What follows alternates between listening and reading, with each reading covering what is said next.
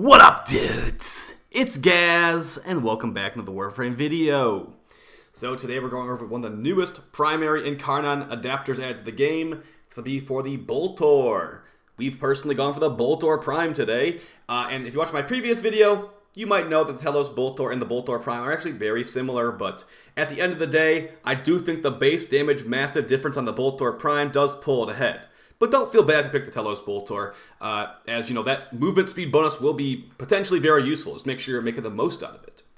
We're going to be going over the Boltor Prime today with a crit build meant for Steel Path missions and high-level stuff. So if you enjoy these types of videos, we do them every day. Make sure you're subbed to this channel. Also check out the live stream channel. I'm not sure if I'll be live tonight, but I will definitely be live later this week with more Warframe, grinding stuff out, getting some Steel Essence too.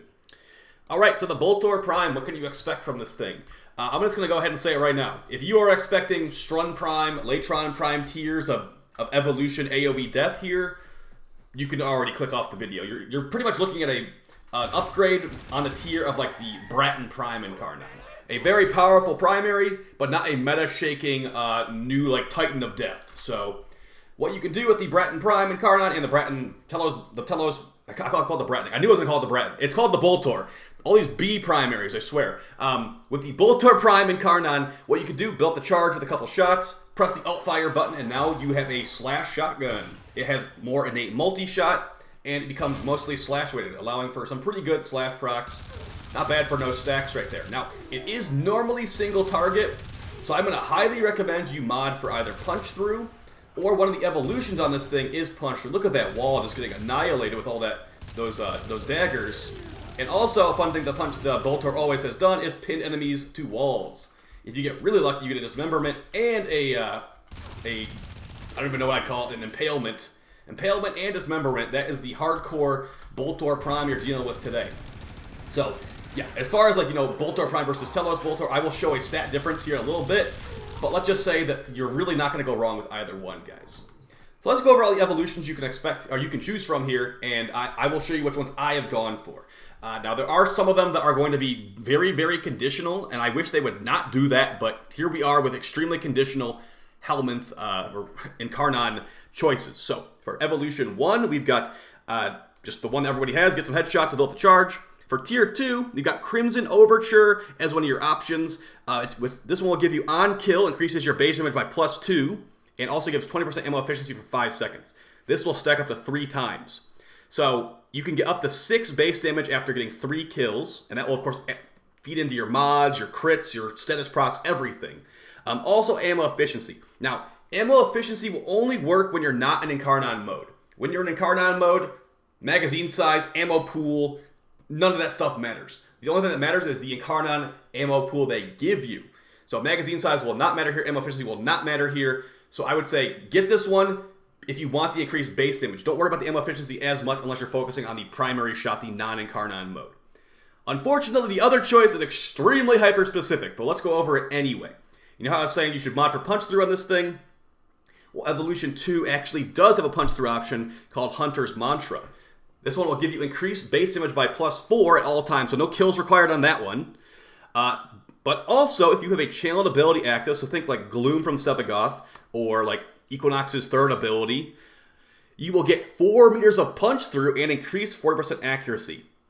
Ignoring the accuracy, 4 meters of punch through is a lot. That's more than Prime Shred gives you. That's more than most Rivens will give you.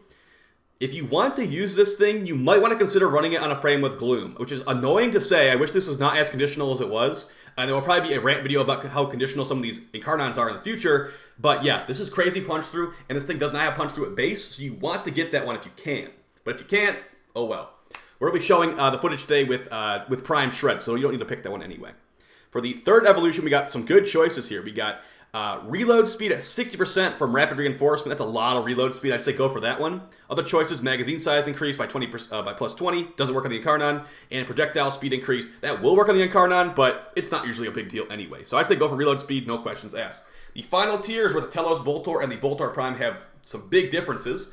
One of the ones I've gone for today is going to be increased crit chance by 14%. Commodore's Fortune. That is base crit chance, and that's how you get over 100% crit chance on the Boltor Prime, is with massively buffing its base crit. So you can go for this one. This is my initial impressions video, so I might end up doing some different ones later in the week, especially this one, Survivor's Edge.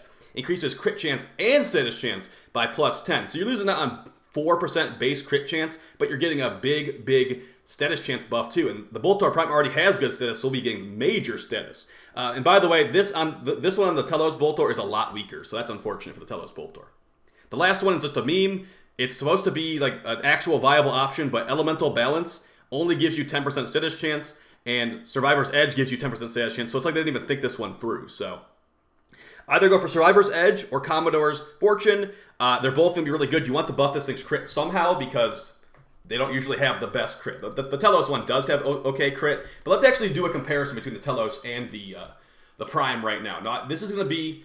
Let's not take the crits into account, okay? Let's not take the crit. Let's just look at the base damage here with my Viral Hunter Munitions build. And of course, you could farm with this some more. Try to fit on a Riven. You could go 60-60 mods for more Viral procs as you're stealth-procking Viral to get some Hunter Munitions procs. And actually, this thing has so much slash on the alt fire, as you can see right here, mostly slash, that we could even go a non-Hunter Munitions build here and get slash procs still. So I'll be experimenting it more, but for right now, this is what I got. Now, looking at the primary shot, we have 231 viral damage with these mods. If we look at the Telos, now of course this is before any like Incarnon stuff, but I'm just going to show you. 238 I believe it was. So you've got the same build. I don't have the Bane mod on here, just going to have room for it. 151 base damage. So you're losing a big chunk, about 80 damage before all these crits and stuff are applied. Not to mention you're going to have to likely go for the status chance upgrade on the final tier on the Telos to make it even comparable to the Prime. Just because, you know, the Prime is going to be having that big status chance at base. So, like I said, they're very similar. We have a little bit less crit chance here. If you want to only see crits, you don't care about anything else, don't care about the base damage you're actually pumping out, still go for the Telos, I suppose, because it does have that movement speed bonus too. But yeah, here's a Viral Hunter Munitions build. Prime Shred will give you some punch through. If you don't have Prime Shred, you can put on Normal Shred, or you could go for the Incarnon option that gives you punch through. This thing is pretty fun and pretty powerful. So, Viral Hunter Munitions, you know, the El Clasico build a lot of people use. Let's get some gameplay of the Steel Path here, because it might look, you know, kind of normal and whatever in the simulacrum, but once you start throwing some buffs on there, you go into the actual mission, you can tear through some enemies. And actually, I'm going to show you some footage with my Riven. This thing with a punch through Riven lets you get some more space. You don't need to run Prime Shred. It doesn't really need punch through, or it doesn't really fire rate that much, but you could go for it. By the way, you have like, I think it's 160 bullets at base. This thing is crazy amounts of multi-shot. So you just turn the Grenier into pin cushions, basically. And yeah, I find it very, very fun. Now, you can shoot through ammo really fast. That's with Prime Shred, just expending all of our magazine pretty much instantly. The 160 Incarnon bullets. I just like this thing a lot. I find it very hardcore. I don't find it to be meta at all, but that's okay because it means the Rivens will probably not get nerfed as quickly. But honestly, this is a top tier slash weapon right here, so I'm quite enjoying it. Now, as far as Steel Path, I'm going to show you some Zephyr gameplay here. Also with the Riven. So we're gonna have a punch through Riven. This will let you shoot through walls.